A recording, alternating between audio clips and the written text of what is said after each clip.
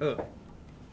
这边就刚刚那个 MoGraph 里面的 Cloner 出来，对，然后出来以后呢，再来就是这个我们要选，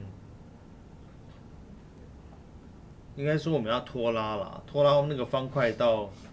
那个 Cloner 里面去哦。出现向下箭头，那个方块要拉到 Cloner 复制工具，它就进去了。进去以后嘞，这边呢就是它要复制多少嘞？我们这边是先看它的 Cloner 参数哦，复制工具的参数。它现在是往上跑，所以你现在呢就是往上是设0，然后应该是往右边跑，所以应该是向这个方向跑。OK， 哦，刚刚左键按着不放去复制，然后这边是要复制几份，所以大家可以看得到就是复制很多。OK， 好，然后再下一个要干嘛嘞？下一个是要给它一个 Sound Effector 啊。Sound Effector 它是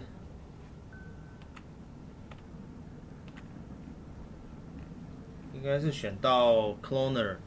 然后去找那个 MoGraph 里面的 Sound Effector。MoGraph Sound Effector 这边，哦，这蛮重要的啦，因为说实在的，就是做动态图像的，可以随声音去做互动的 Sound， 这个是真的比较算是应该比较厉害的。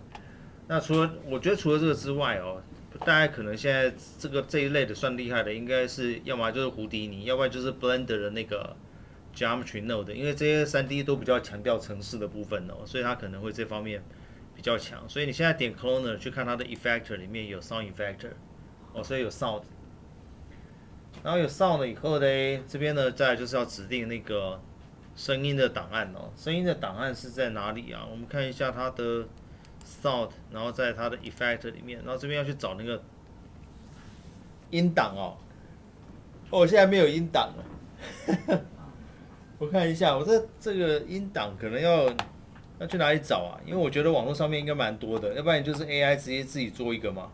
哦，所以现在我们先处理那个音档吧，我自己去 Suno 下载一个音档好了，对吧？